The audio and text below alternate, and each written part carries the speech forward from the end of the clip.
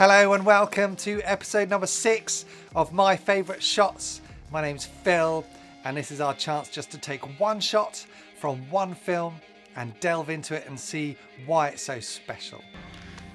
I like you, Clarence. Always have. Always will. And this is the third in our trilogy of shots about mirrors. Although, looking through all the shots that I found about mirrors, because I've been finding them for the title sequence, there's so many other amazing shots. So maybe we'll come back and do another trilogy at some point. But Ring the bell! please hit subscribe down below and the bell button, and then you'll get a notification every time I put a new video up. What a fascinating modern age we live in. Right, this week's shot is from a film called Master and Commander. I thought it would be good to have a look at a shot that's actually a reflection rather than a classic kind of mirror shot. Well then, there's not a moment to lose. This film was directed by Peter Weir and it stars Russell Crowe and Paul Bettany along with some other brilliant actors, and I love this film so much. It's going to be very hard to talk about just this shot without talking about the whole film. So we're going to just keep it to the story of a guy called Mr. Holland. He's a very tragic character played by Lee Ingleby, but an integral part of the story and what goes on. And Mr. Holland is just a bit of a rubbish officer. He doesn't have what you need to get men on his side.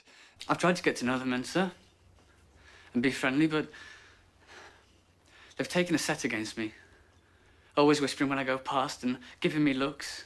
And the very opening of the film starts with Mr. Holland and the fact that he thinks he sees a ship, but he hasn't quite got the guts to call it. And so one of his friends has to beat them to arms instead.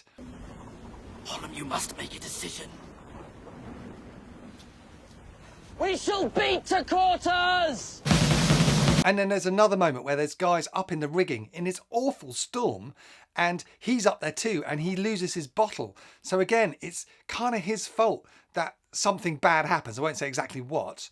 Then the ship hits this awful calm weather, no wind at all, which is every sailor's nightmare. And unfortunately, because of those bad luck events and the fact that they don't like Mr. Holland, they start to put their blame for everything that's happening onto Mr. Holland, and he becomes a Jonah. It's imminent. Jonah. He's causing it. Now, I don't know how good your biblical knowledge is, but essentially a Jonah, being called a Jonah, means if we chuck you over, our luck is going to change, okay? Morning of the battle, he doesn't have the guts to beat to quarters. Then his entire gun crew's killed, except for him. As soon as he went up the mizzen, Will falls. And whose watch was it when we lost our wind? And one of the sailors who's drinking a bit too much barges past him on purpose. You there! Stand fast! Master at arms, take that man below and clap him in irons. 9. 10. And now he's in an even worse position because they're all blaming him for the whipping as well now. And this is where this shot, the shot that I really love, comes in. Cut him down.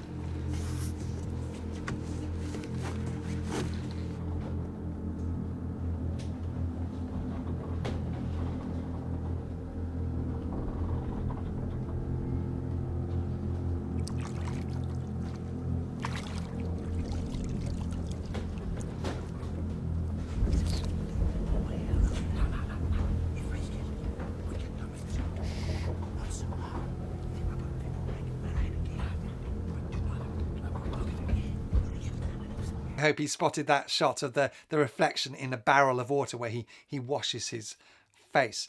And the reason that this is one of my favourite shots, we have to think about, so before, do you remember we were talking in the last couple of weeks about mirrors, how you see yourself, how you want to be or how you're going to be.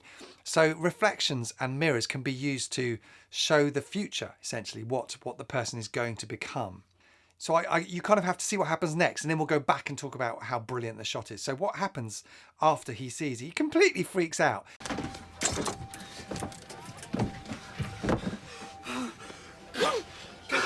on. He's not ill, he's just dodging work as usual, and you know it, Blake. Shut up! You shut up! Just leave him be! And then we catch up with Mr. Holland again, who seems to be in a much calmer mood.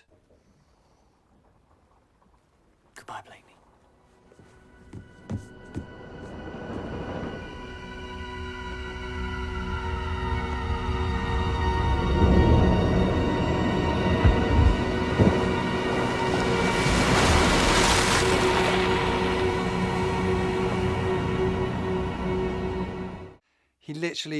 He couldn't take the pressure of being called the Jonah, and he decided to take matters into his own hands. So now that we know what's happened to him, if you think about that shot from before, the reflection in the barrel, basically the director is telling us what's gonna happen to him. He's literally putting the character inside the water. He's essentially shown you that guy's going to be in the water pretty soon.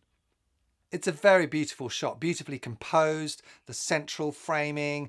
The crisscross pattern behind his head is mirroring where that guy was whipped. It's the same kind of lattice. And then the camera tracks back, following his hands onto his face. And the way he touches the water with his hands, it's so tentative.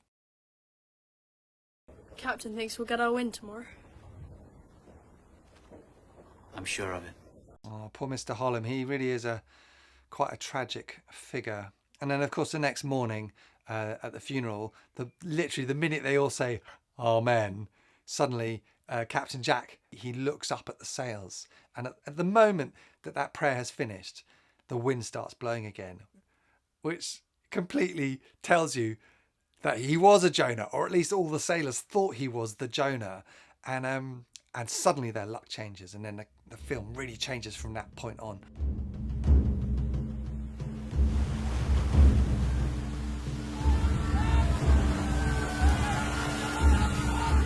I love Peter Weir. He's the most amazing director.